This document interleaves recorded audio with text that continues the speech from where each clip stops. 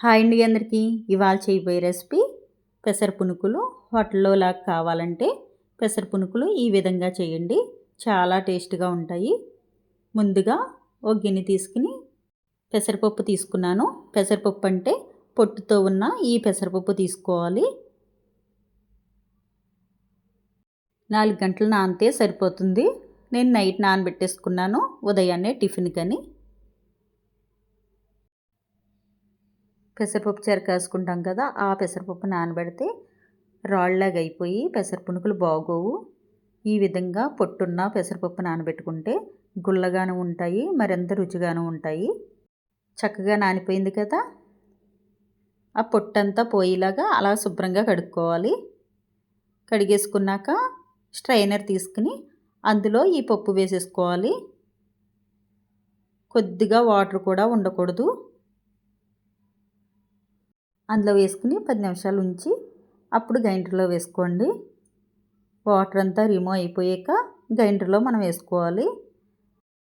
పప్పు నలిగేటప్పుడు వాటర్ వేయం కాబట్టి అందులో కూడా వాటర్ ఉండదు కాబట్టి గ్రైండర్ రాళ్ళు తిరగకుండా స్ట్రక్ అయిపోతూ ఉంటాయి. ఆగినప్పుడల్లా గిన్నె అలా తిప్పుతూ ఉండండి. తిప్పుతూ ఉంటే నలుగుతుంది. చక్రాలు తిరగట్లేదు కదా అని వాటర్ మట్టికి మీరు వేయొద్దు. వాటర్ వేస్తే పెసర పునుకులకి ఉపయోగపడదు ఆ పిండి, పెసరట్లకే ఉపయోగపడుతుంది. ఆ విధంగా రుబ్బేసుకున్నాక ఒక గిన్నెలోకి తీసేసుకోండి. తీసేసుకున్నాక చిన్నగా కట్ చేసుకున్న పచ్చిమిరపకాయ ముక్కలు వేసుకోండి. కరివేపాకు కూడా చిన్న ముక్కలుగా కట్ చేసుకుని వేసుకోండి. కొద్దిగా జీలకర్ర, తగినంత సాల్టు, మొత్తం కలిపేసుకోండి పిండి మొత్తం.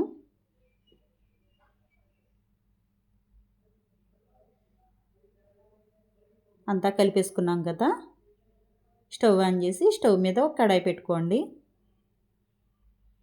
తగినంత ఆయిల్ వేసుకుని ఆయిల్ వీటెక్కాక కొద్దిగా పిండి తీసుకుని పునుకుల్లాగా వేసుకోండి. ఈ విధంగా చేసుకుంటే టేస్ట్ మట్టికి సూపర్గా ఉంటాయి పెసర పునుకులు.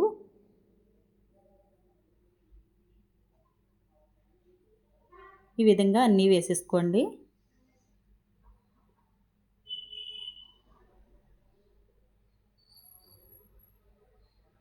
కొంచెం వేగాక అలా గరిటెతోటి తిరగేసుకోవాలి అన్నీని. ఆ విధంగా అన్నీ తిరిగేసేసుకోండి. తిరిగేసుకున్నాక కాసేపు వేగనివ్వండి.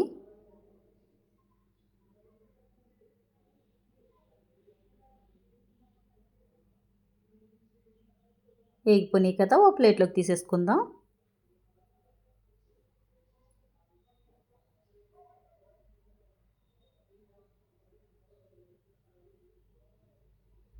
కనవాపిండి కూడా పునుకుల కింద వేసుకోండి.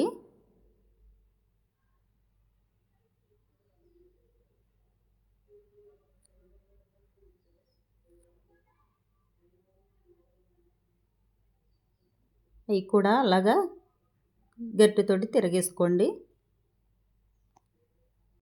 పొట్టు పెసరపప్పుతో ఇలా వేసి చూడండి. పెసర పునుకులు హోటల్లో కన్నా చాలా టేస్ట్గా ఉంటాయి ఇలా వేస్తేనే. వేగిపోయినాయి కదా, ఓ ప్లేట్లోకి తీసేసుకోండి.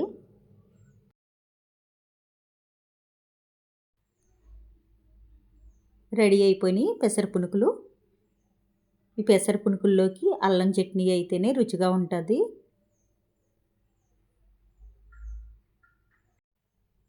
ఒకసారి మీరు కూడా ఇలా ట్రై చేయండి. నా వీడియో నచ్చినట్టయితే లైక్ చేయండి, షేర్ చేయండి, సబ్స్క్రైబ్ కూడా చేయండి.